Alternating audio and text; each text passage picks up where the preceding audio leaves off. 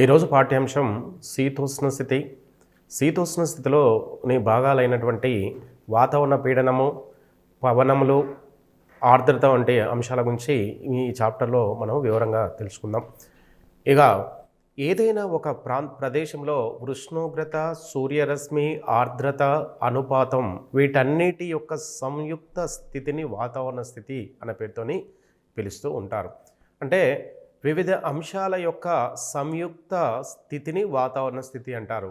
ఈ వాతావరణ స్థితిలో మనకు ఉష్ణోగ్రత, సూర్యరశ్మి, ఆర్ద్రత, అవపాతం.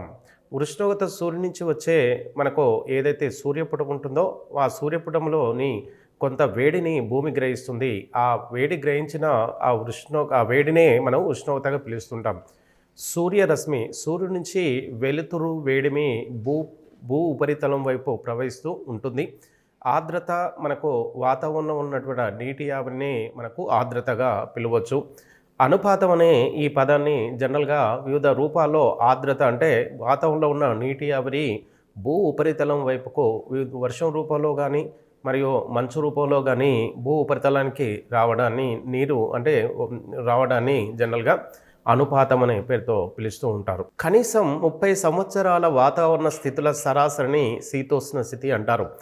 ఏవైతే పై అంశాలు ఉన్నాయో 30 సంవత్సరాల ఉష్ణోగ్రతని, 30 సంవత్సరాల సూర్యరశ్మి, ఆర్ద్రత, అనుపాతం వీటన్నిటి యొక్క సంయుక్త స్థితిని మనకు సరాసరినే శీతోష్ణ స్థితిగా పిలవడం జరుగుతూ ఉంటుంది. క్లైమేట్ అనేది జనరల్గా క్లైమేట్ అనే ఆంగ్ల పదము నుంచి మనకు శీతోష్ణని సహజంగా ఇంగ్లీష్లో క్లైమేట్ అనే పదంతో సూచిస్తారు. ఈ క్లైమేట్ అనే ఆంగ్ల పదము క్లైమా అనే గ్రీక్ భాషా పదం నుండి పుట్టింది. క్లైమా అనేది గ్రీక్ భాష నుండి తీసుకోవడం జరిగింది. క్లైమా అనే పదాన్ని ఇంగ్లీష్లో క్లైమేట్ అంటారు. అదే క్లైమేట్ని తెలుగులో శీతోష్ణ స్థితిగా పిలవడం జరుగుతుంది. గాలిలో గల వాయువుల బరువుని వాతావరణ పీడనం అంటారు. సహజంగా వాతావరణంలో వాయువుల యొక్క బరువును నీటి ఆవిరితో కలుపుకొని వివిధ రకాల వాయువులు, ఎన్నో రకాల వాయువులు వాతావరణంలో వాయు రూపంలో ఉంటాయి. ఈ వాతావరణంలో ఉన్న వాయువుల యొక్క బరువు భూమి ఉపరితలం వైపు ఏదైతే ఉంటుందో గురుత్వాకర్షణ శక్తి ద్వారా ఈ వాయువులు భూమి వైపుకు ఆకర్షించబడుతూ ఉంటాయి. ఇలా ఆకర్షించబడడం వలన పడడాన్ని జనరల్గా వాతావరణ పీడనము అంటారు. వాతావరణ పీడనాన్ని సహజంగా కొలిచే పరికరము బారమితి లేదా బారోమీటర్గా పిలుస్తూ ఉంటారు. వాతావరణం ఏదైతే వాయువుల బరువు భూమి వైపుకు ఏదైతే వాతావరణ బరువు ఉంటుందో ఆ బరువుని మనకు సహజంగా దేనితో కొలుస్తారంటే వాతావరణ పీడనాన్ని సహజంగా కొలిసేది బారమితి లేదా బారోమీటర్తో వాతావరణ పీడనాన్ని కొలవడం జరుగుతుంది. ఇక 1643లో ఇటలీ శాస్త్రవేత్త టారిసెల్లి బారమితిని కనుపెట్టాడు. 1643 సంవత్సరంలోనే మనకు ఈ ఇటలీ శాస్త్రవేత్త అయిన టారిసెల్లి మనకు వాతావరణ పీడనాన్ని కొలిచేందుకే బారమితిని కనిపెట్టాడు. ఇతడు ఈ టారిసెల్లి అనే ఈ శాస్త్రవేత్త మనకు సహజంగా గెలీలియో శిష్యుడుగా మనకు తెలుసు. ఇక సాధారణ వాతావరణ పీడనం అనగా బారమితిలో పాదరస మట్టం 750 మీటర్ల ఎత్తు ఉంటే దాన్ని సాధారణ వాతావరణ పీడనంగా పిలుస్తూ ఉంటారు. 760 మిల్లీలీటర్ల మనకు సహజంగా 76 సెంటీమీటర్లకు, 760 మిల్లీలీటర్లు 76 సెంటీమీటర్లకు, అదేవిధంగా మిల్లీ బార్లలో వాతావరణ పీడనాన్ని 1013.2 మిల్లీ బార్లకు సమానంగా ఉంటుంది. 3 మిల్లీ బార్లు 4 మిల్లీ బార్లకు సమానము అవుతూ ఉంటుంది.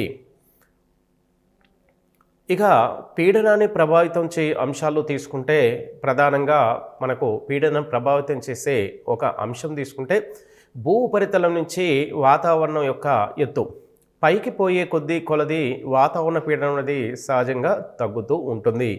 ప్రతి 10 మీటర్ల ఎత్తుకు వెళ్ళే కొద్దీ 1 మిల్లీ బార్ చొప్పున వాతావరణ పీడనం అనేది సహజంగా తగ్గుతూ ఉంటుంది. అంటే పైకి వెళ్ళే కొద్దీ మనకు ఈ మెజర్మెంట్ 10 మీటర్లు పైకి వెళ్ళే కొద్దీ 1 మిల్లీ బార్ చొప్పున తగ్గుతూ మనం ఎంతైతే పైకి వెళ్తామో మనకు ఆ ఎత్తును బట్టి మనకు పీడనం అనేది సహజంగా ఉంటుంది. ఇక ఉష్ణోగ్రత విషయంలో తీసుకుంటే వాతావరణ పీడనము ఉష్ణోగ్రత అనే అంశం కూడా ప్రభావితం చేస్తుంది. ఉష్ణోగ్రత గాలి వాతావరణంలో ఉష్ణోగ్రత పెరిగితే గాలి సాంద్రత తగ్గుతూ ఉంటుంది. సహజంగా ఉష్ణోగ్రత పెరిగితే గాలి సాంద్రత అనేది సహజంగా తగ్గడం అనేది మనకు తెలుస్తుంది. ఉష్ణోగ్రత పెరిగే కొద్దీ వాతావరణంలో వాయువులు వివిధ దిశలకు ఈజీగా అత్యంత వేగంగా గాలి ప్రవాహం అనేది మనకు అన్ని దిశలకు విస్తరించడం వలన మనకు ఉష్ణోగ్రత పెరిగితే గాలి సాంద్రత అనేది సహజంగా తగ్గుతుంది. ఇక ఆటోమేటిక్గా ఉష్ణోగ్రత పెరిగితే పీడనం కూడా మనకు సహజంగా తగ్గుతుంది. అంటే భూ ఉపరితలం నుంచి పైకి వెళ్ళే కొద్దీ వాతావరణ పీడనం తగ్గుతుంది.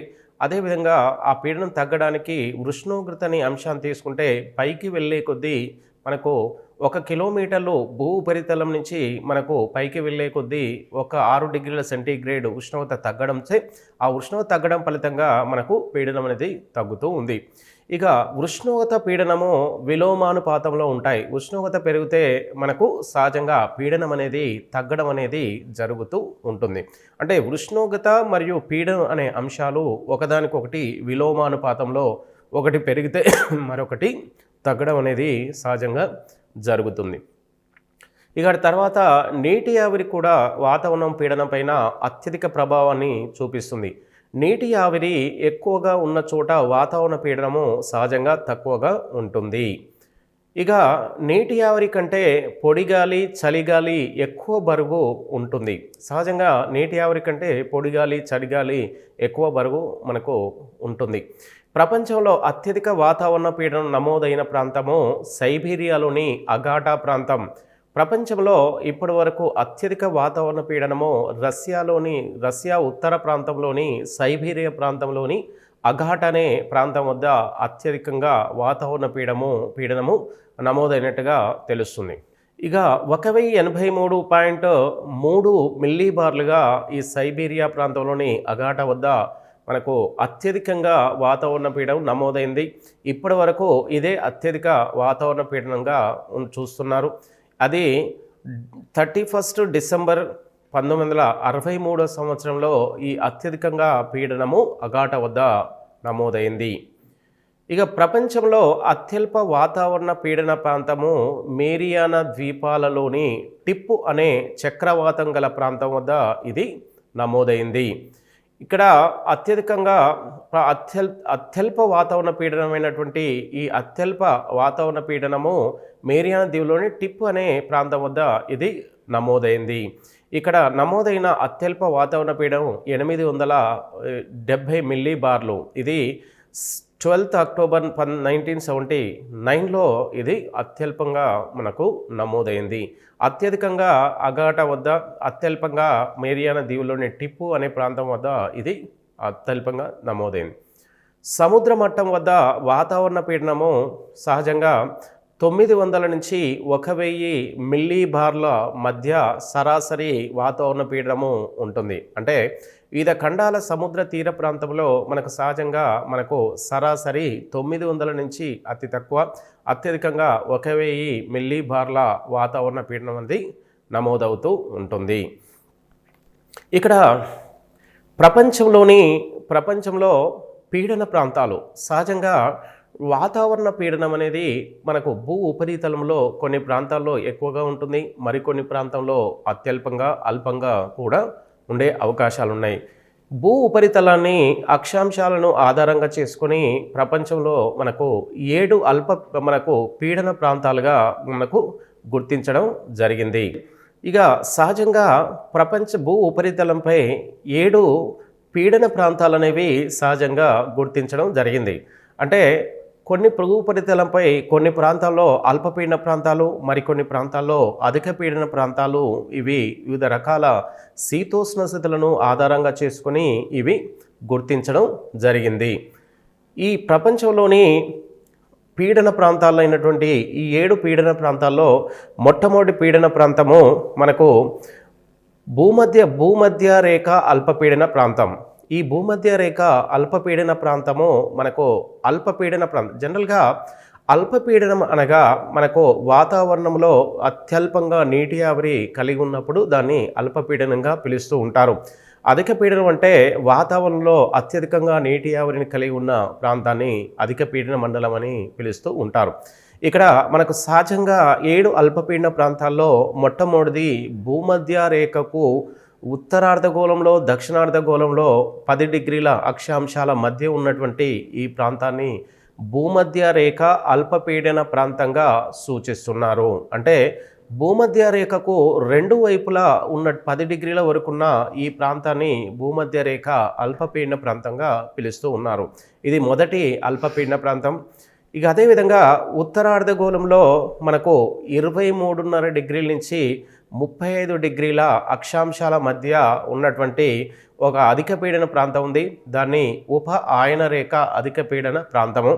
అదేవిధంగా ఇదే అక్షాంశాల మధ్య దక్షిణార్ధగోళంలో కూడా మరొక అల్పపీడన ప్రాంతం ఉంది. అది ఉప ఆయన రేఖ అధిక పీడన ప్రాంతం. ఇది కూడా 23.5 డిగ్రీల నుంచి 35 డిగ్రీల మధ్య దక్షిణార్ధగోళంలో ఉంది. ఇక అదేవిధంగా మనకు 4వ అల్పపీడన ప్రాంతమైనటువంటి ఉపధ్రువ అల్పపీడన ప్రాంతము. ఇది ఉత్తరార్ధగోళంలో 45 డిగ్రీల నుంచి 66.5 డిగ్రీల మధ్య ఈ అల్పపీడన ప్రాంతం ఉంది ఉత్తరార్ధగోళంలో. అదేవిధంగా దక్షిణార్ధగోళంలో కూడా ఇవే అక్షాంశాల మధ్య మనకు 45 డిగ్రీల నుంచి 66.5 డిగ్రీల మధ్య ఉపధ్రువ అల్పపీడన ప్రాంతము మనకు ఉంది.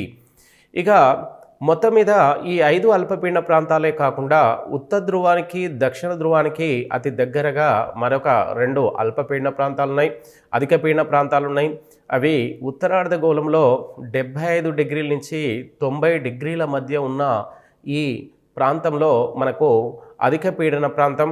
అదేవిధంగా మనకు దక్షిణార్ధగోళంలో కూడా 75 డిగ్రీల నుంచి 90 డిగ్రీల అక్షాంశాల మధ్య మనకు ధ్రువ అధిక పీడన ప్రాంతంలో మరొక ప్రాంతం 7వ అధిక పీడన ప్రాంతం ఉంది. అంటే భూ ఉపరితలంపై సహజంగా మనకు వివిధ భూమి తన చుట్టూ తాను తిరిగే క్రమంలో కొన్ని అల్పపీడన ప్రాంతాలు, కొన్ని అధిక పీడన ప్రాంతాలు మనకు సహజంగా ఏర్పడుతూ ఉంటాయి. ఈ పీడన ప్రాంతాలు ఏర్పడడానికి మనకు ఎన్నో కారణాలు అనేవి సహజంగా ఉంటాయి. అంటే మనకు జనరల్గా భూమధ్య రేఖ అల్పపీడన ప్రాంతము భూమధ్య రేఖ ఇరువైపులా 10 డిగ్రీల నుంచి 10 డిగ్రీల అక్షాంశాల మధ్య ఉన్న ఈ ప్రాంతాన్ని సహజంగా డోల్డ్రమ్ లేదా ప్రశాంత మండలం అనే పేరుతోని సహజంగా పిలుస్తారు.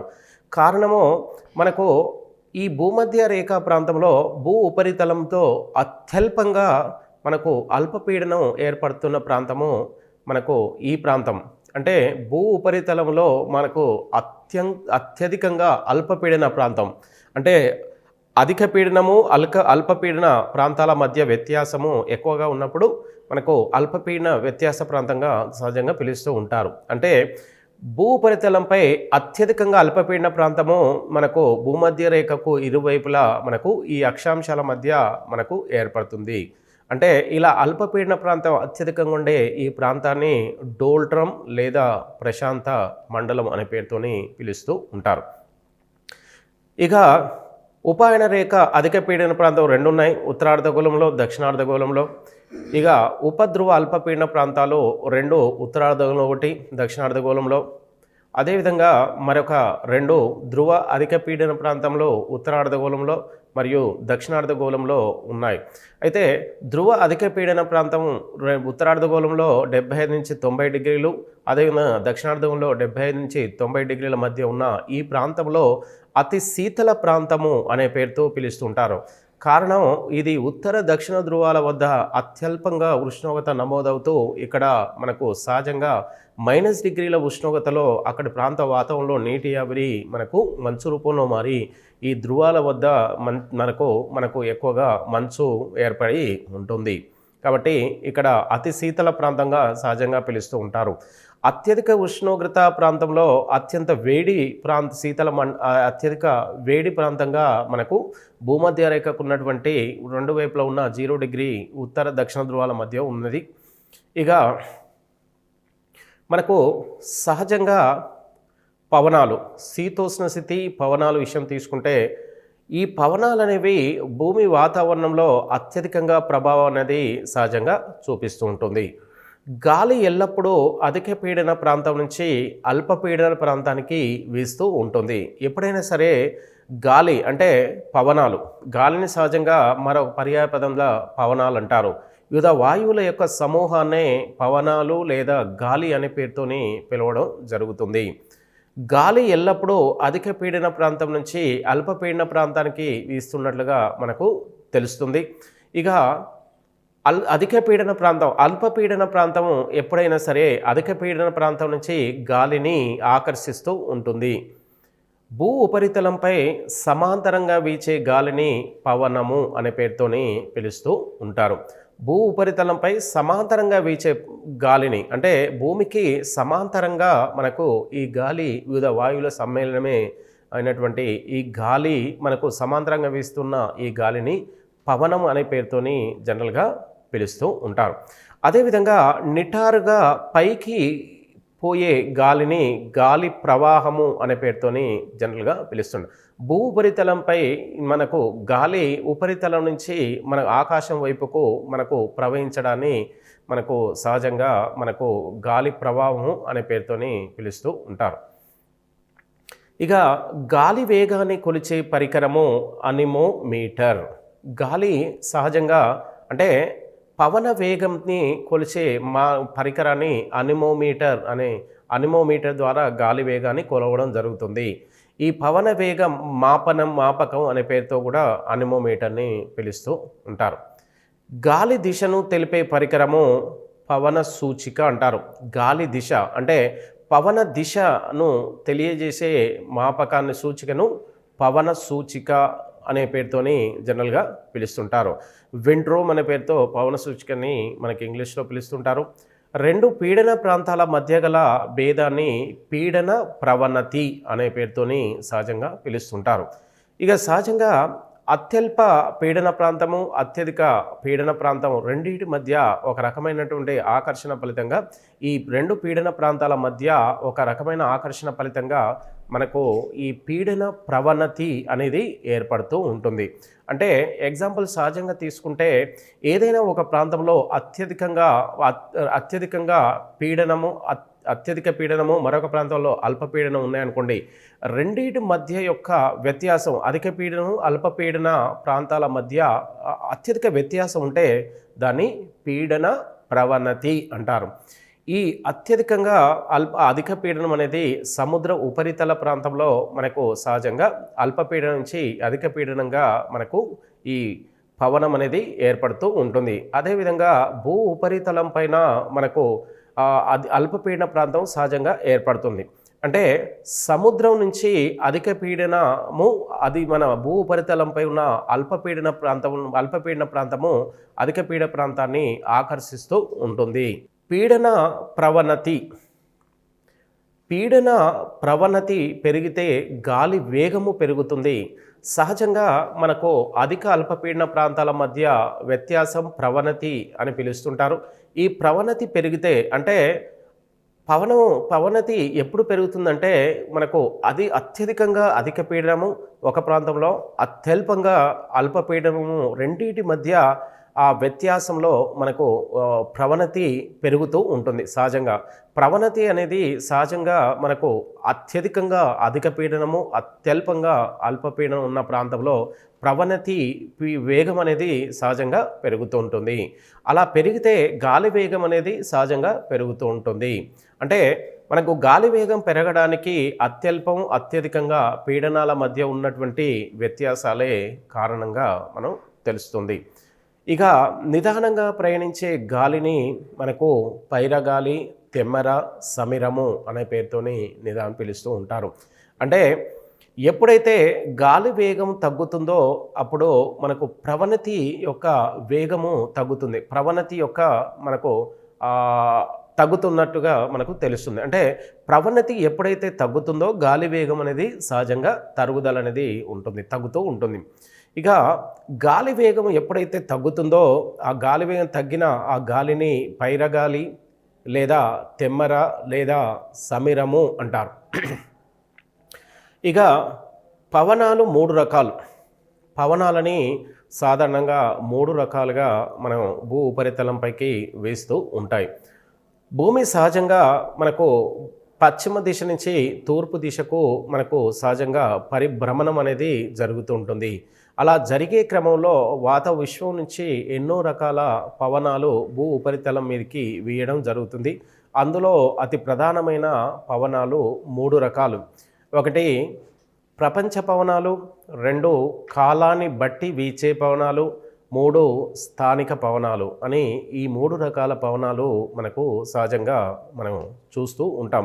భూపరితలంపైకి సహజంగా ఈ 3 పవనాల ఫలితంగా మనకు ఎన్నో రకాల భూపరితలంలో ఎన్నో మార్పులు అనేవి సహజంగా జరగడం జరుగుతుంది. ఇక మొదటి పవనం అయినటువంటి మనకు ప్రపంచ పవనాలు.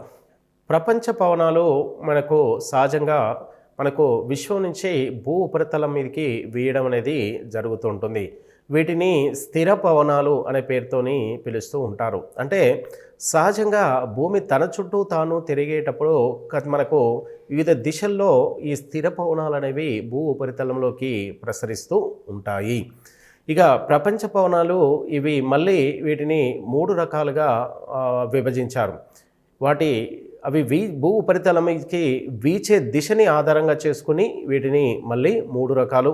ఒకటి వ్యాపార పవనాలు, 2 పశ్చిమ పవనాలు, 3 ధ్రువ తూర్పు పవనాలుగా మనకు ఈ 3 రకాల పవనాలు ఉన్నాయి.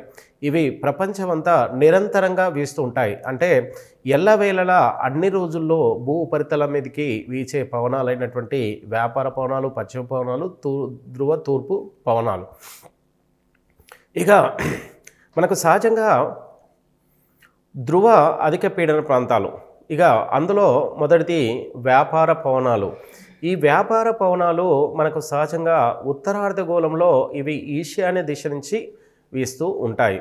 అంటే భూమి ఉత్తరార్ధగోళంలో మనకు ఈశాన్య దిశ నార్త్ ఈస్టర్న్ డైరెక్షన్ నుంచి ఇవి విశ్వం నుంచి భూ ఉపరితలంలోకి ప్రవేశిస్తాయి. ఏ దిశ నుంచి అంటే ఈశాన్య దిశ నుంచి భూ ఉపరితలంలోకి ఇవి వీయడం జరుగుతుంటుంది.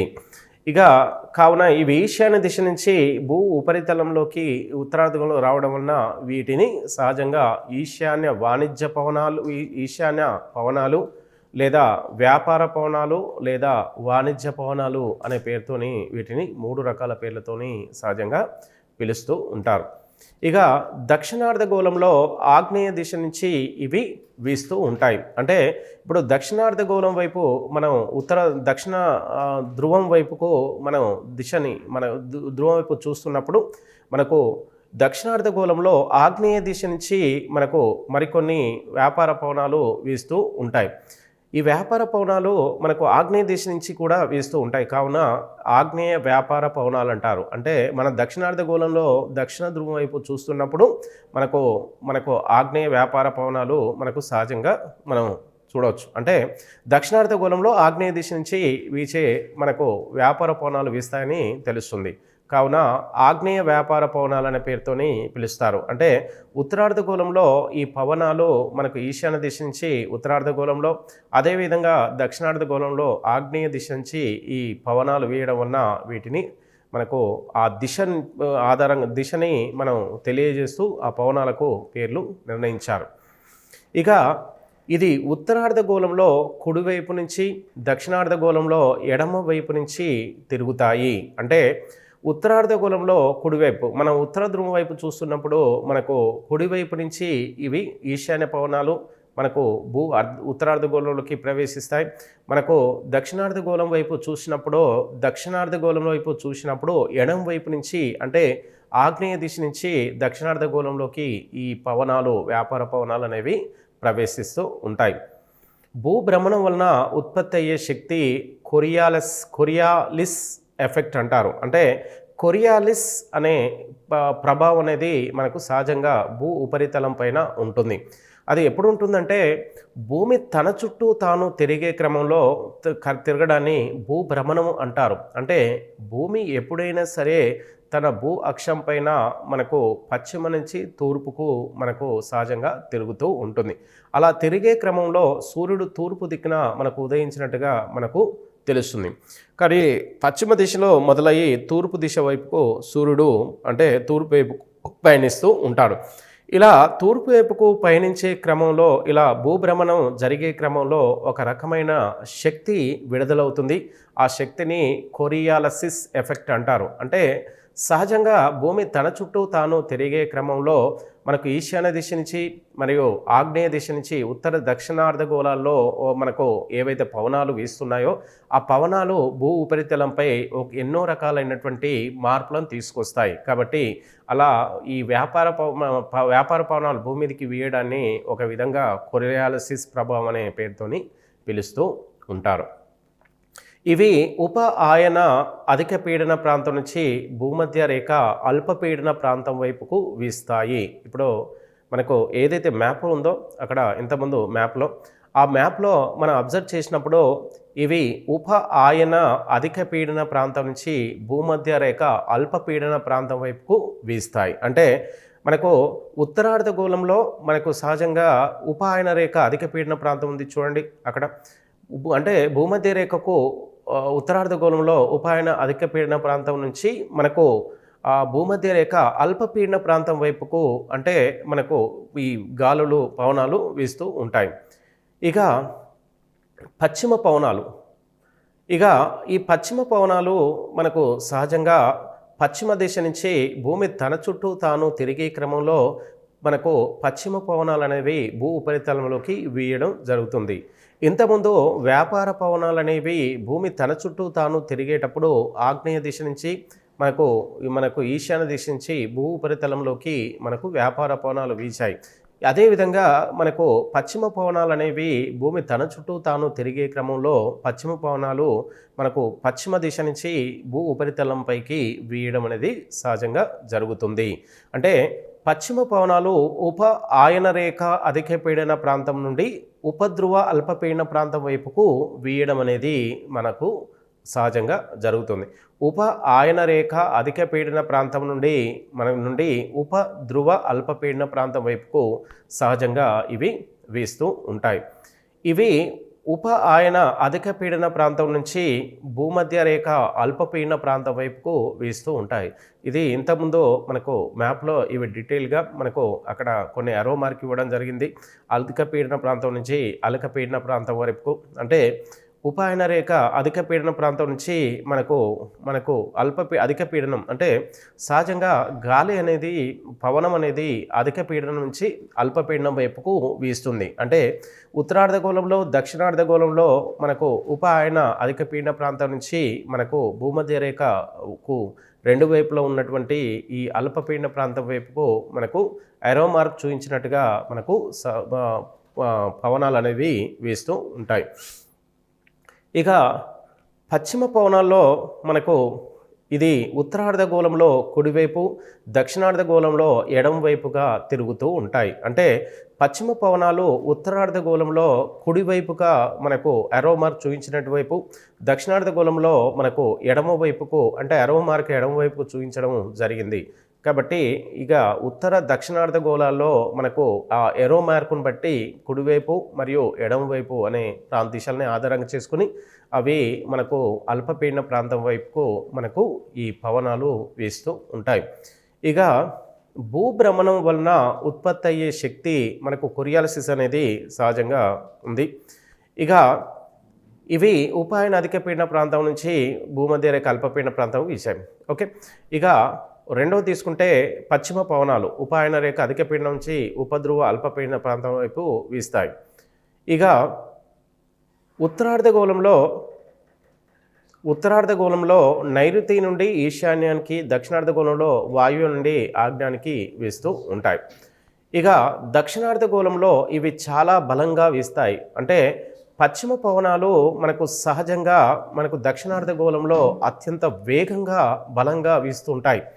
ఇక్కడ 40 డిగ్రీల అక్షాంశం వద్ద వీటిని గర్జించే 40లు అనే పేరుతోనే పిలుస్తారు. అంటే దక్షిణార్ధగోళంలో మనకు 40 డిగ్రీల అక్షాంశం వద్ద మనకు ఈ పశ్చిమ పవనాలు అనేవి అత్యంత బలంగా వీచే ఈ పవనాలను గర్జించే 40లు అనే పేరుతోని పిలుస్తుంటారు. ఈ పవనాలు బయలుదేరే అక్షాంశాన్ని అశ్విక అక్షాంశాలు అని అంటారు. అంటే 30 డిగ్రీల అక్షాంశం వద్ద ఏవైతే మనకు అక్షాంశం వద్ద పవనాలు బయలుదేరుతాయో ఆ అక్షాంశాన్ని అశ్విక అక్షాంశాల పేరుతో జనరల్గా పిలుస్తూ ఉంటారు. ఇక మూడవ పవనాలు అయినటువంటి ధ్రువ తూర్పు పవనాలు, అంటే మనకు పటంలో చూపించినట్టుగా భూగోళంలో మ్యాప్లో చూపించినట్టుగా ధ్రువ తూర్పు పవనాలు. ఇక ఈ ధ్రువ తూర్పు పవనాలు ధ్రువ అధిక పీడన ప్రాంతం నుండి ఉపధ్రువ అల్పపీడన ప్రాంతం వైపుకు వీస్తూ ఉంటాయి. అంటే ఇక్కడ పటంలో చూపించినట్టుగా మనకు అధిక పీడన ప్రాంతమైనటువంటి ఉత్తర దక్షిణ ధ్రువాల నుంచి ఇవి ఉపధ్రువ అల్పపీడన ప్రాంతం వైపుకు వీస్తూ ఉంటాయి. అంటే అరో మార్కు బట్టి అక్కడ మీరు అర్థం చేసుకోవడానికి వీలవుతూ ఉంటుంది. ఇక ప్రపంచ పవనాలే కాకుండా అటు తర్వాత రెండవది కాలాన్ని బట్టి వీచే పవనాలనే మరొక రకమైన పవనాలు. అంటే అవి సహజంగా ప్రపంచ పవనాలు అనేది ఎల్లవేళలా వివిధ దిశల నుంచి భూ ఉపరితలం మీదకి వీయడం జరుగుతూ ఉంటుంది.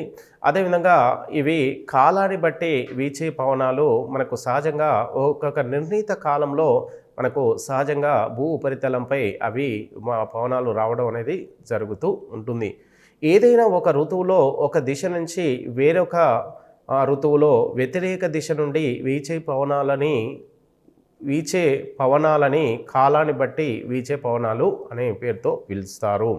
అంటే వీటికి మనకు జనరల్గా ఋతుపవనాలు అనే పేరుతోని జనరల్గా పిలుస్తూ ఉంటారు. అంటే కాలాన్ని బట్టి వీచే పవనాలని జనరల్గా ఋతుపవనాలుగా మనకు ఎగ్జాంపుల్ తీసుకుంటారు. ఏదైనా ఒక ఋతువులో ఒక దిశ నుంచి ఏదైనా ఒక పవనం మొదలైతే అది వేరొక ఋతువులో వ్యతిరేక దిశ నుంచి వీచే పవనాలని వ్యతిరేక దిశ నుంచి ఆ పవనాలు వేయడం అనేది సహజంగా జరుగుతుంది. అంటే మనకు నైరుతి ఋతుపవనాలు అనేవి అరేబియా మనకు భూమధ్య రేఖా ప్రాంతంలో మనకు సహజంగా నైరుతి ఋతుపవనాలు ఏర్పడి ఈ నైరుతి ఋతుపవనాలు మనకు ఉష్ణోగ్రత వ్యత్యాసాన్ని బట్టి నైరుతి ఋతుపవనాల యొక్క తీవ్రత అనేది ఉంటుంది. ఈ తీవ్రతతో ఉన్నటువంటి నైరుతి ఋతుపవనాలు మనకు సహజంగా మొట్టమొదటిసారిగా కేరళ రాష్ట్రాన్ని తాకి అది ఉత్తరార్ధ గంగా సింధు బ్రహ్మపుత్ర మైదాన ప్రాంతం గుండా ప్రయాణిస్తూ పంజాబ్ రాష్ట్రంలో ఇవి సెప్టెంబర్ 15 తర్వాత ఇవి మళ్ళీ వెనుతిరిగి అవి ఈశాన్య రాష్ట్రాల గుండా బంగాళాఖాతం వైపు పయనిస్తూ ఉంటాయి. ఇలా ఎప్పుడైతే ఇవి వెనుక తిరిగాయో వాటిని మరో రకమైనటువంటి ఋతుపవనాలుగా పిలుస్తూ ఉంటారు. అంటే నైరుతి ఋతుపవనాలు జూన్ నెల నుంచి సెప్టెంబర్ నెలల మధ్య మనకు భారతదేశంలో దాదాపుగా 60% వర్షపాతాన్ని ఇచ్చి మనకు భారతదేశం పంజాబ్ రాష్ట్రం వరకు పయనిస్తూ ఉంటాయి.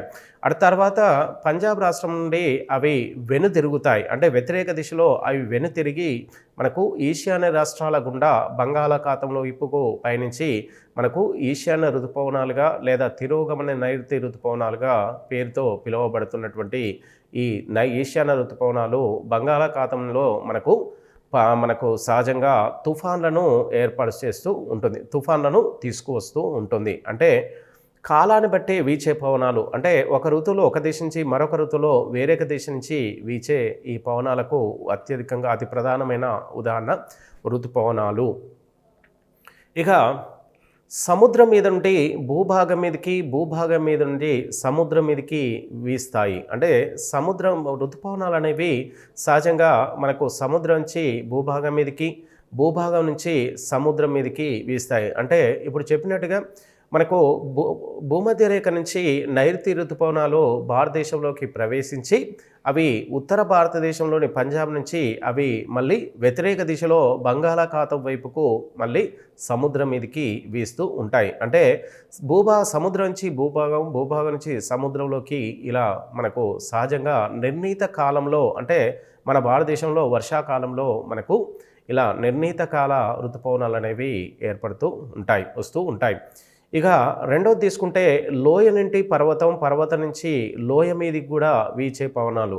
సహజంగా మనకు లోయ నుంచి పర్వతాల నుంచి లోయలోకి కూడా మనకు ఇక్కడ కొన్ని రకాల పవనాలు వీస్తుంటాయి. ఈ పవనాల ఫలితంగా అలా వీచే పవనాల ఫలితంగా ఆ ప్రాంతంలో, ఆ లోయ ప్రాంతంలో, పర్వత ప్రాంతంలో మనకు సహజంగా వర్షపాతం అనేది రావడం అనేది మనకు డ్రైగా మనకు తేమ అనేవి కూడా ఏర్పడుతూ ఉంటాయి. ఇక స్థానిక పవనాలు, ఇక్కడ స్థానిక పవనాలంటే ఏదైనా ఒక నిర్ణీత అతి తక్కువ ప్రాంతంలో అంటే ఒక దేశమే కావచ్చు, ఒక రాష్ట్రమే కావచ్చు, ఒక ప్రాంతమే కావచ్చు, సముద్ర ఉపరితలమే కావచ్చు. అంటే మనకు ఎక్కువ ఏరియాలో ఇప్పుడు నైరుతి ఋతుపవనాలు అనేది దక్షిణాసియా ఖండంలో ఎక్కువగా నైరుతి ఋతుపవనాలు అనేది సహజంగా వస్తూ ఉంటాయి. కానీ అంటే దక్షిణాసియా ఖండంలో ఎక్కువ భాగంలో నైరుతి ఋతుపవనాలు అంటే కాలాన్ని బట్టి వీచే పవనాలు వస్తే స్థానిక పవనాలు అనేవి అది ఒక దేశంలో ఎన్నో రకాల స్థానిక పవనాలు మనకు జనరల్గా ఈ స్థానిక పవనాలు అనేవి మనకు ఉష్ణోగ్రత పీడనాల వలన ఈ పవనాలు ఏర్పడుతూ ఉంటాయి. అంటే సహజంగా ఉష్ణోగ్రత పెరగడము లేదా తగ్గడము లేదా పీడనం పెరగడం తగ్గడం వంటి అంశాల హెచ్చు తగ్గుల ఫలితంగా మనకు స్థానిక పవనాలు అనేవి ఏర్పడుతూ ఉంటాయి. అయితే ఉష్ణోగ్రత పెరిగే కొద్దీ పీడనము తగ్గుతూ ఉంటుంది. ఈ రెండు అంశాల మధ్య ఉన్న ఈ తారతమ్యాలను ఆధారంగా చేసుకొని స్థానిక పవనాలు అనేవి ఏర్పడుతూ ఉంటాయి. ఇక స్థానిక పవనాలు మనకు రెండు రకాలుగా మన ఇక్కడ గుర్తించారు. ఒకటి ఉష్ణ పవనాలు రెండవది శీతల పవనాలు. ఈ ఉష్ణ పవనాలు అనేవి మనకు ఎక్కువగా జనరల్గా అత్యధిక ఉష్ణోగ్రత ప్రాంతాల నుంచి, శీతల పవనాలు అనేవి మనకు సహజంగా అల్ప ఉష్ణోగ్రత ప్రాంతాల నుంచి ఇవి మనకు వీస్తూ ఉంటాయి. ఇక ఉష్ణ పవనాలు అనేవి మనకు ఎగ్జాంపుల్ తీసుకుంటే పోన్ ఉష్ణపవనం ఇది అత్యధికంగా ఉష్ణోగ్రత ఎక్కువగా ఉన్న ఉష్ణోగ్రతను మోసుకొస్తున్న పవనం. ఈ పోన్ పవనము ఆల్ప్స్ పర్వతాల నుండి స్విట్జర్లాండ్ వరకు వీస్తాయి. అంటే ఆల్ప్స్ పర్వతాలు మనకు యూరోప్ ఖండంలో అత్యంత ఎత్తైనటువంటి పర్వతాలుగా ఉన్నాయి.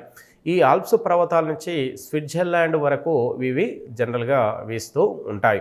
ఇవి యూరప్ ఖండంలోకి అంటే మనకు పోన్ పవనం అనేది ఆల్ప్స్ పర్వతాలని స్విట్జర్లాండే కాకుండా యూరప్ ఖండంలోని మనకు వివిధ ప్రాంతాల్లో కూడా ఇవి వీయడం అనేది జరుగుతుంది. ఈ ఉష్ణ పవనాల వలన మనకు సహజంగా కొంత వర్షపాతం అనేది నమోదవుతూ ఉంటుంది. ఇక రెండవ ఉష్ణ పవనము చినుకు ఉష్ణ పవనము. ఇది అమెరికా మనకు USA United states of America మరియు కెనడా దేశాలలో ఇవి సహజంగా రెండు దేశాల మధ్య చినుకు ఉష్ణపవనం అనేది వీస్తూ ఉంటాయి. చినుకు అనగా మంచును తినేది అని అర్థం. అంటే మంచును కూడా మనకు సహజంగా తినివేసేంత ఉష్ణోగ్రత ఈ చినుకులో ఉంటుంది. అక్కడి ఆదివాసీల వలన ఈ పేరు వచ్చినట్టుగా మనకు తెలుస్తుంది. చినుకు అనేది అత్యధిక ఉష్ణోగ్రత ఉండడం వల్ల అక్కడ మంచును కూడా కరిగించు తనతో పాటు తీసుకువెళ్తుంది అని దీని అర్థం. ఇక తర్వాత మూడవ ఉష్ణ పవనం తీసుకుంటే బెర్గ్స్. ఇది దక్షిణాఫ్రికా ఖండంలో మనకు దక్షిణాఫ్రికా దేశంలో మన ఆఫ్రికా ఖండం దక్షిణాన ఉన్నటువంటి దక్షిణాఫ్రికా దేశంలో ఈ బెర్గ్స్ ఉష్ణ పవనాల వలన మనకు సహజంగా దక్షిణాఫ్రికాలో మనకు కొంత వర్షపాతం అనేది నమోదవుతూ ఉంటుంది. ఇక తర్వాత తీసుకుంటే సిరోకో అనే ప్రాంతం. సిరోకో అనే మనకు ఉష్ణపవనం వలన మధ్యధరా సముద్రం నుంచి యూరప్ ఖండం మీదకి ఇది సహజంగా వీస్తూ ఉంటుంది. ఇక లూ అనేది ఉత్తర భారతదేశంలో మనకు సహజంగా ఇది ఎక్కువగా లూ పవనాలు రాజస్థాన్ రాష్ట్రం నుంచి ఇవి మనకు గంగా సింధు మైదాన ప్రాంతంలోకి వీయడం ఫలితంగా మనకు రాజస్థాన్లో అత్యధిక ఉష్ణోగ్రత, అదేవిధంగా మనకు పంజాబ్, హర్యానా, ఉత్తరప్రదేశ్, బీహార్, వెస్ట్ బెంగాల్ రాష్ట్రాల్లో కూడా ఈ లూ పవనాల వలన అధిక ఉష్ణోగ్రత నమోదవుతూ ఉంటుంది. ఈ లూ పవనాల వలన ఈ రాష్ట్రాల్లో ఎక్కువగా మనకు మానవ జీవితం మీద ఎక్కువ ప్రభావాన్ని చూపిస్తూ ఉన్నాయి. ఇక శాంటా అనే మనకు ఈ యొక్క ఋతుపవనం. ఇక ఇది కాలిఫోర్నియా రాష్ట్రంలో అమెరికాలో ఉంది. నార్వేస్టార్ మనకు న్యూజిలాండ్లో. సిమ్మన్ అనే ఉష్ణపవనాలు సౌదీ అరేబియా దేశంలో మనకు ఎక్కువగా అరేబియా ఎడారిలో ఇవి సహజంగా వీస్తూ ఉంటాయి. యామా అనే ఉష్ణపవనాలు జపాన్ దేశంలో సహజంగా వీస్తూ ఉంటాయి. ఇక శీతల పవనాల విషయానికి తీసుకొస్తే ఇక్కడ అతి ప్రధానమైనటువంటి మనకు ఉదాహరణ తీసుకుంటే మిస్ట్రల్ శీతల పవనాలు. ఇవి ఆల్ప్స్ పర్వతాల నుంచి రోమ్ లోయ మీదుగా మధ్యధరా సముద్రం మీదకి వీయడం జరుగుతుంది. ఇక్కడ ఆల్ప్స్ పర్వతాల్లో మనకు ఇది కొంత మనకు మంచుతో కప్పబడినటువంటి ఆల్ప్స్ పర్వతాల నుంచి రోమ్ లోయ మీదుగా అంటే ఇటలీలోని రోమ్ లోయ మీదుగా ఇది మధ్యధరా సముద్రం మీదకి వేస్తూ ఉంటుంది. ఇక మనకు శీతల పవనం యుగోస్లోవియాలో అంటే యూరోప్లో ఉన్న యుగోస్లోవియాలో ఇది సాధారణంగా వీస్తూ ఉంటుంది. ఇక తర్వాత మనకు మరొక శీతల పవనం ఫ్యూనా. ఇది దక్షిణ అమెరికా ఖండంలోని అండీస్ పర్వతాల్లో మనకు ఇవి వీస్తూ ఉంటాయి. ప్రపంచంలో అత్యంత పొడవైనటువంటి పర్వతాలైన అండీస్ పర్వతాల్లో ఇవి సహజంగా వీస్తూ ఉంటాయి. అంటే ప్రపంచంలో మనకు దక్షిణ అమెరికా ఖండంలో అత్యంత ఎత్తైనవి మరియు లోతైన అత్యంత ఎత్తైనవి అత్యంత పొడవైనటువంటి పర్వతాలు అండీస్ పర్వతాలు. అండీస్ పర్వతాలు ప్రపంచంలోనే రెండవ అత్యంత పొడవైనవి. ఇక 4వ శీతల పవనం పంపేరో అనే శీతల పవనం. ఇది దక్షిణ అమెరికాలోని పంపాలు ఉండే ప్రాంతంలో వీధి ఈస్తూ ఉంటాయి. అంటే దక్షిణ అమెరికాలో మనకు స్టెప్పీ గడ్డి మైదానాన్ని పంపాలు అనే పేరుతో సహజంగా పిలుస్తుంటారు. ఈ పంపాలనే గడ్డి మైదానంలో మనకు అర్జెంటీనా దేశంలో ఎక్కువగా ఉంటాయి.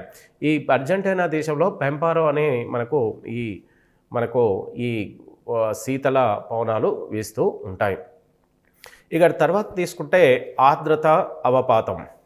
మనకు జనరల్గా గాలిలో గల నీటి ఆవిరిని ఆర్ద్రత అంటారు. అంటే సముద్రం నుంచి నీరు మనకు ఆవిరి రూపంలో మనకు వాతావరణంలోకి ప్రవేశించి నీటిని నీటి ఆవిరి అంటారు. ఈ నీటి ఆవిరి వాతావరణంలో ఎంతైతే నీటి ఆవిరి ఉంటుందో దాన్ని ఆర్ద్రత అనే పేరుతోని జనరల్గా పిలుస్తూ ఉంటారు. ఇక బాష్పీభవనము సహజంగా భూ ఉపరితలంపై గల నీరు ఆవిరైపోవడాన్ని సహజంగా బాష్పీభవనం అనే పేరుతో పిలుస్తుంటారు. బాష్పీభవనం అంటే సముద్ర ఉపరితలంలో మనకు నీటి ఆవిరి ఉపరితలంపై నుంచి వాతావరణంలోకి ప్రవేశించగానే సముద్ర ఉపరితలం నుంచి నీరు ఆవిరై వాతావరణంలోకి ప్రవేశించడాన్ని బాష్పీభవనం అంటారు. బాష్పోత్సేకం అంటే మనకు వృక్షాలు మరియు వివిధ రకాల భారీ వృక్షాలు చిన్న చిన్న వృక్షాల్లో మనకు సహజంగా వృక్షాల్లో నీటి ఆవిరి అనేది సహజంగా ఉంటుంది. ఆ నీటి ఆవిరి మనకు వృక్షాలు వేరు ద్వారా భూమి నుంచి నీటిని గ్రహించి అవి నిల్వ చేసుకుంటాయి. వివిధ పత్రరంధ్రాలు అంటే ఆకుల్లో ఉన్న పత్రరంధ్రాల ద్వారా ఆ నీరు అనేది వాతావరణంలోకి ప్రవేశిస్తూ ఉంటుంది. ఇక ఉత్పతనం ఘన రూపంలోని మంచు ద్రవ రూపంలోకి మారకుండా నేరుగా వాయు రూపంలోకి మారడాన్ని సహజంగా ఉత్పతనము అంటారు. అంటే మనకి జనరల్గా ఏదైనా ఒక ఉందనుకోండి, కర్పూరము జనరల్గా వెలిగించినప్పుడు మనకిది ద్రవ రూపంలోకి మారకుండా మన స్ట్రైట్ ఫార్వర్డ్గా ఇది వాయు రూపంలో మారుతూ ఉంటుంది. అదేవిధంగా మనకు మంచు కూడా ఘన రూపంలో నుంచి మనకు ద్రవ రూపంలోకి మారకుండా నేరుగా వాయు రూపంలోకి మారడాన్ని కూడా ఉత్పతనము అంటారు. ఇక ఆర్ద్రత అనేది 3 రకాలు: విశిష్ట ఆర్ద్రత, నిర్దిష్ట ఆర్ద్రత, సాపేక్ష ఆర్ద్రత. ఇక విశిష్ట ఆర్ద్రత నిర్ణీత పరిమాణంలో గల గాలిలోని నీటి ఆవిరి పరిమాణ నిష్పత్తిని విశిష్ట ఆర్ద్రత అనే పేరుతోని సహజంగా పిలుస్తూ ఉంటారు. నిర్ణీత పరిమాణంలో గల గాలిలోని నీటి ఆవిరి పరిమాణ నిష్పత్తి అంటే నీటి ఆవిరి పరిమాణ నిష్పత్తిని విశిష్ట ఆర్ద్రత అనేది పిలుస్తూ ఉంటారు. ఇక నిర్దిష్ట ఆర్ద్రత నిర్ణీత పరిమాణంలో గల గాలిలోని నీటి ఆవిరి పరిమాణము బరువుని నిర్దిష్ట ఆర్ద్రత అనే పేరుతోని పిలుస్తూ ఉంటారు.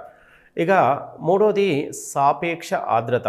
ఏదైనా ఒక ఉష్ణోగ్రత పీడనం వద్ద గాలి గ్రహించగల నీటి ఆవిరి పరిమాణాన్ని ఆ సమయంలో లెక్కించినప్పుడు గాలి గ్రహించిన నీటి ఆవిరి పరిమాణాన్ని సాపేక్ష ఆర్ద్రతగా పిలుస్తూ ఉన్నారు.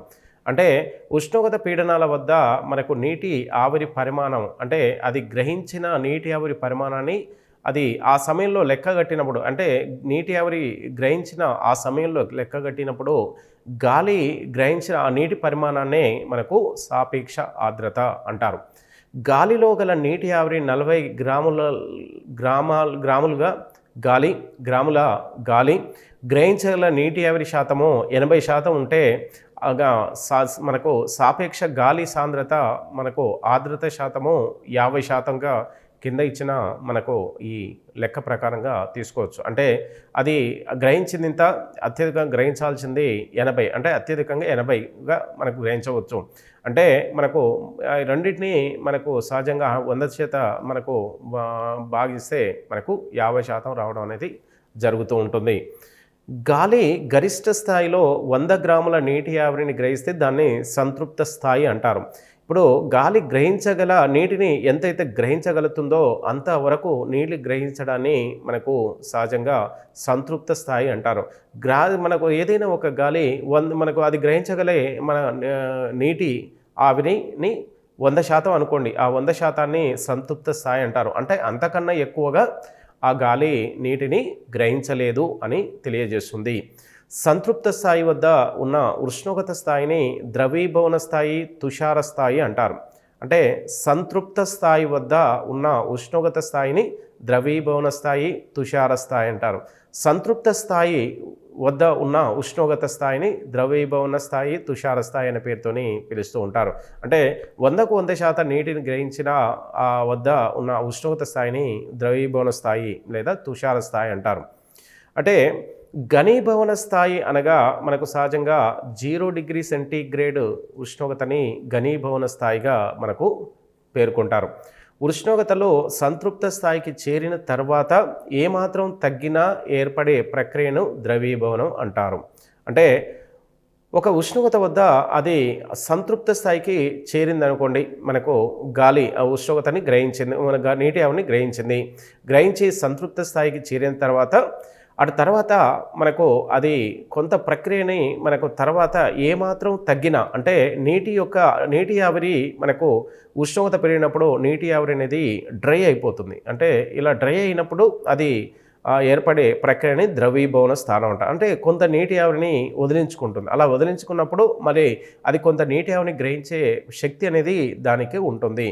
అలాంటి శక్తిని మనకు ఏం తగ్గినా ఆ ప్రక్రియని ద్రవీభవనము అనే పేరుతోని జనరల్గా పిలుస్తూ ఉంటారు. ఇక ద్రవీభవనం అనేది వాతావరణంలోని నీటి ఆవిరి నీరు కానీ మంచుగా కానీ మార్పు చెందే ప్రక్రియనే ద్రవీభవనం అని అంటారు. అంటే వాతావరణంలో నీటి ఆవిరి నీరు కానీ మంచుగా కానీ మార్పు చెందే ప్రక్రియ ద్రవీభవనం. వాతావరణంలో సహజంగా నీటి ఆవిరి ఉంటుంది. అది భూమి మీదకి వర్షం రూపంలో కానీ లేదా మంచు రూపంలో కానీ మనకు రావడం అనేది జరుగుతుంది. ఇలా రావడాన్ని మనకు కానీ వచ్చే ఈ ప్రక్రియని ద్రవీభవనము అనే పేరుతో పిలుస్తుంటారు.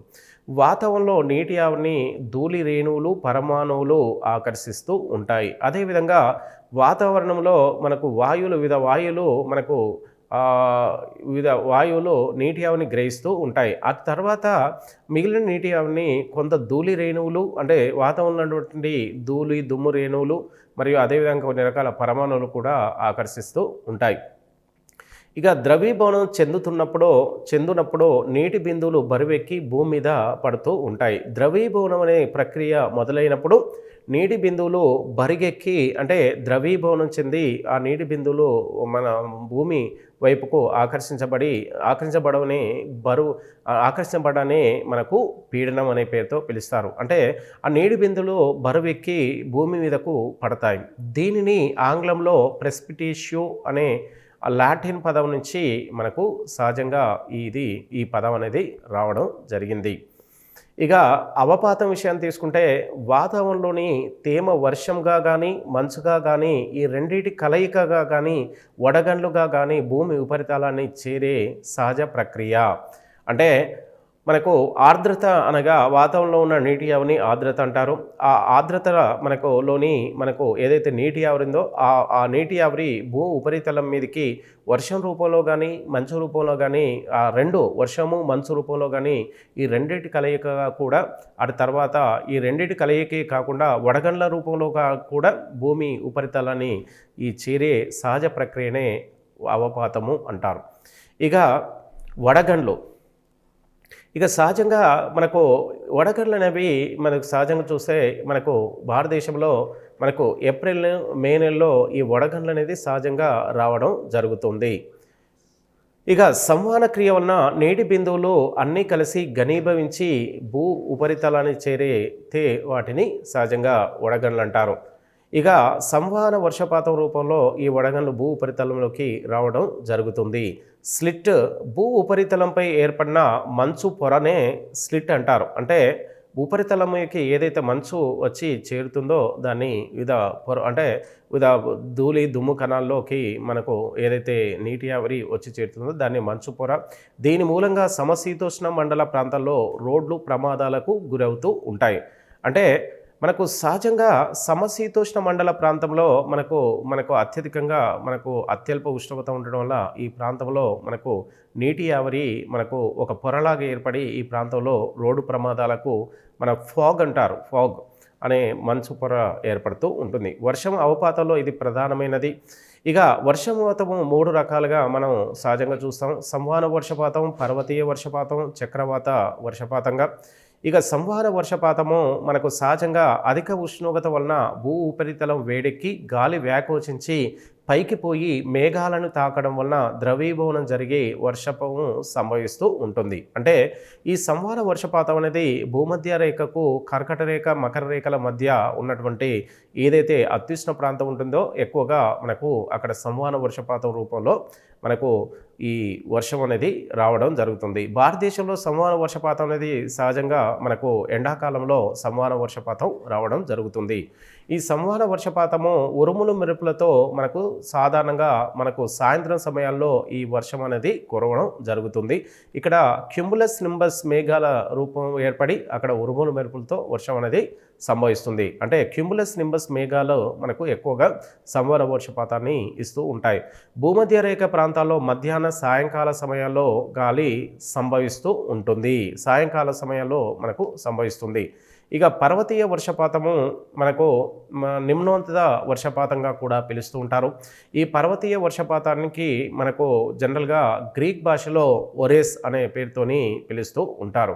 అంటే ఎత్తైన ప్రాంతాల్లోకి.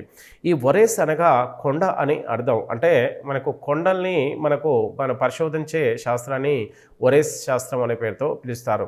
కాబట్టి ఒరోజెనిక్ వర్షపాతం అనే పేరు వచ్చింది. ఒరోజెనిక్ అంటే మనకు కొండ ప్రాంతాల్లో మనకు కొండల్ని పరిశోధన చేసే శాస్త్రాన్ని ఒరోజెనిక్ శాస్త్రం అంటారు. ఈ కొండ ప్రాంతాల్లో ఏదైతే వర్షం పడుతుందో దాన్ని ఒరోజెనిక్ వర్షపాతం అనే పేరుతోని పిలుస్తూ ఉంటారు. ఈ పర్వతీయ వర్షపాతంలో పవనాల మార్గాలకు పర్వతాలు కానీ కొండలు గాను అడ్డు తగిలినప్పుడు ఆ పవనాలు పైకి పోయి వ్యాకోచించి ఆ పైకి ఎక్కడైతే పైకి వెళ్ళావో ఆ ప్రాంతం వద్దనే ఎక్కువగా వర్షపాతాన్ని ఇస్తాయి. అంటే పర్వతాలకు ముందు ప్రాంతంలోనే మనకు సహజంగా పవనాలు అనేవి నీటి ఆవిరిని పర్వతాల వెనక సైడ్కు మోసుకువెళ్ళలేని పరిస్థితిలో అవి మనకు ఆ పర్వతాల ముందు ప్రాంతంలో పైకి వాతావరణంలోకి వైపుకు వెళ్ళి అక్కడ కొంత ప్రాంతం ఎత్తులోకి వెళ్ళి అక్కడ ప్రాంతంలోనే వర్షాన్ని మనకు పర్వతానికి ముందు భాగంలో ఇవ్వడం జరుగుతుంది. పర్వతాభిముఖ ప్రాంతాల్లో వర్షం కురుస్తుంది. పవనాభిముఖ అంటే పర్వతానికి ముందు ప్రాంతంలో మనకు సహజంగా వర్షం కురవడం అనేది జరుగుతుంది. మన భారతదేశంలో మనకు పవనాభిముఖ వర్షపాతాల్లో తీసుకుంటే పశ్చిమ కనుమల ప్రాంతంలో మనకు పర్వతాల ముఖద్వారాల వద్ద మనకు ముందు ప్రాంతంలో మనకు నైరుతి ఋతుపవనం వలన మనకు నైరుతి ఋతుపవనం వలన ఈ పశ్చిమ కనుమల ముందు వైపు ఎక్కువగా వర్షం కురవడం జరుగుతుంది. ఈ పర్వతాల రెండో పక్క వర్షాఛాయ ప్రాంతంగా మనము చూడడం జరుగుతుంది. రెండో పక్క మనకు పశ్చిమ కనుమలో ఎడమ వైపు భాగాన్ని మనకు పర్వత ముందు ప్రాంతంగా మనకు పశ్చిమ కనుమలకు మనకు అవతలి వైపున మనకు వర్షపాతం అనేది అతి తక్కువగా కురుస్తుంది. ఇలా రెండో పక్క అంటే పర్వతాలకు ముందు భాగంలో ఎక్కువ వర్షపాతం, తర్వాత వెనక వైపున ఋతుపవనాలు ప్రవేశించలేని ప్రాంతాన్ని వర్షాఛాయ ప్రాంతంగా పిలుస్తారు. అంటే భారతదేశంలో మనకు తక్కువగా వర్షపాతం నమోదవుతున్నటువంటి ప్రాంతం దక్కన్ పీఠభూమి. ఈ దక్కన్ పీఠభూమి పర్వతాలకు ఎనభై వైపున పశ్చిమ కనుమలకు వెనక భాగంలో ఉండడం వలన ఇక్కడ వర్షపాతం తక్కువగా నమోదవుతుంది. చక్రవాత వర్షపాతం అల్పపీడనం కానీ చక్రవాతం కానీ పయనించే ప్రదేశాల్లో ఇది జరుగుతూ ఉంటుంది. అంటే మనకు సైక్లోన్ వర్షపాతం మనకు ఈ ప్రాంతంలో ఎక్కువ రావడం అనేది జరుగుతుంది. కైక్లోన్ అనే ఈ గ్రీక్ పదం నుండి సైక్లోన్ అనే ఆంగ్ల పదము రావడం జరిగింది. అంటే గ్రీక్ పదమైనటువంటి కైక్లోన్ నుంచే మనకు ఈ తుఫాన్ అంటే సైక్లోన్కు మన తెలుగులో తుఫాన్ అనే పేరుతో పిలవడం జరుగుతుంది. ఈ తుఫాన్ని ఇంగ్లీష్లో సైక్లోన్ అంటారు. ఈ సైక్లోన్ అనే పదము గ్రీక్ లాంగ్వేజ్ నుంచి కైక్లోన్ నుంచి మనకు తీసుకోవడం జరిగింది. దీనికి తిరుగుతున్నా అనే అర్థం. అంటే సైక్లోన్ అంటే మనకు తిరుగుతున్నా అంటే తుఫాన్లు మన ఏర్పడే క్రమంలో సముద్ర ఉపరితల ప్రాంతంలోని మనకు కొన్ని నీరు మనకు సుళ్ళు తిరుగుతున్నట్టుగా కనబడుతుంది. కాబట్టి వీటిని తిరుగుతున్న ఋతుపవనాలు అంటారు. చక్రవాతాలు 2 రకాలు: ఉష్ణమండల చక్రవాతాలు, సమశీతోష్ణ చక్రవాతాలు. ఉష్ణమండల చక్రవాతాలు అధిక పీడన ప్రాంతాల నుండి గాలి వర్తులాకారంలో వీస్తూ సుడిగాలిల పైకి లేచి వర్షాన్నిచ్చే వాటిని ఉష్ణమండల చక్రవాతాలు అంటారు. అదేవిధంగా సమశీతోష్ణ చక్రవాతాలు శీతల వాయురాశి ఉష్ణ వాయురాశి రెండు ఢీకొన్నప్పుడు శీతల వాయురాశి ఉష్ణ వాయురాశిని ఢీకొన్నప్పుడు ఉష్ణ వికిరణం అనేది జరిగి చక్రవాతాలు సంభవిస్తూ ఉంటాయి. చక్రవాతాలకు వివిధ ప్రాంతాల్లో వివిధ పేర్లతో సహజంగా పిలుస్తూ ఉంటారు. భారతదేశంలో మరియు అదే హిందూ మహాసముద్రంలోని దీవుల్లో కానీ హిందూ మహాసముద్రంలోని చిన్న చిన్న దేశాలు పెద్ద పెద్ద దేశాల్లో కానీ మనకు సహజంగా మనకు ఈ ఏవైతే సైక్లోన్ వస్తాయో వాటిని తుఫాన్లు అనే పేరుతో పిలుస్తూ ఉంటారు. అంటే చక్రవాతాలు మన భారతదేశంలో వచ్చే చక్రవాతాలని సహజంగా తుఫాన్లు అంటారు. ఇక భారతదేశంలో మరియు హిందూ మహాసముద్రంలో ఈ తుఫాన్లు అనేవి సహజంగా వస్తుంటాయి. పశ్చిమ పసిఫిక్ సముద్ర తీర ప్రాంతంలో మనకు సహజంగా ఈ చక్రవాతాలని టైఫూన్లు అనే పేరుతోని పిలుస్తూ ఉంటారు. చైనా జపాన్లో మనకి చక్రవాతాలని టైఫూన్లు అంటారు. అదేవిధంగా మెక్సికో సింధు శాఖ కరేబియన్ దీవులలో వీటిని హరికేన్లు అనే పేరుతోని జనరల్గా పిలుస్తారు.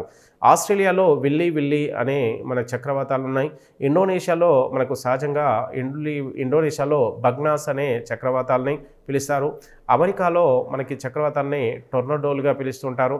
అదేవిధంగా వర్షపాతాన్ని కొలిచే పరికరము రెయిన్ గేజ్, వర్షము పాతము సమాన వర్షపాతం గల ప్రదేశాలని కలుపు రేఖలను సమవర్షపాత రేఖలు అంటారు. ఖండాల తూర్పు ప్రాంతంలో సహజంగా 10 నుంచి 30 డిగ్రీల అక్షాంశాల మధ్య మరియు ఖండాల మధ్య పశ్చిమ తీరంలో 40 నుంచి 60 అక్షాంశాల మధ్య అత్యధికంగా వర్షపాతం అనేది కురుస్తూ ఉంటుంది. అంటే సహజంగా మనకు ఈ శీతోష్ణ స్థితి ప్రాంతంలో మనకు అవపాతము మనకు శీతోష్ణ స్థితి అనే ఈ చాప్టర్లో మనకు పవన దిశలో అధిక పీడన ప్రాంతం నుంచి అల్పపీడన ప్రాంతాల్లో ఏ పవనాలు వీస్తున్నాయి, మనకు వ్యాపార పవనాలు, పశ్చిమ పవనాలు, ఆగ్నేయ పవనాలు, మనకు కాలాన్ని బట్టి వీచ పవనాలు మరియు స్థానిక పవనాలు, అంటే వివిధ దేశాల్లో మనకు సహజంగా వీస్తున్న మనకు ఈ స్థానిక పవనాల పేర్లు అనేవి సహజంగా ఎక్కువగా ఎగ్జామ్లో అడుగుతున్నట్టుగా మనకు తెలుస్తుంది. అదేవిధంగా ఆర్ద్రత అవపాతం, అంటే ఈ ఆర్ద్రత అవపాతాలని ఉపయోగిస్తూ మన భారతదేశంలో కానీ వివిధ ప్రాంతాల్లో వర్షపాతం అనేది కురుస్తుంది. ఎలాంటి వర్షపాతం ఎక్కడ ఎలా కురుస్తుంది మనకు అనే అంశాన్ని మనం ఈ చాప్టర్లో చూస్తే సరిపోతుంది. అటు తర్వాత మిగతా చాప్టర్లో మనం మరొక టాపిక్తో కలుస్తాం.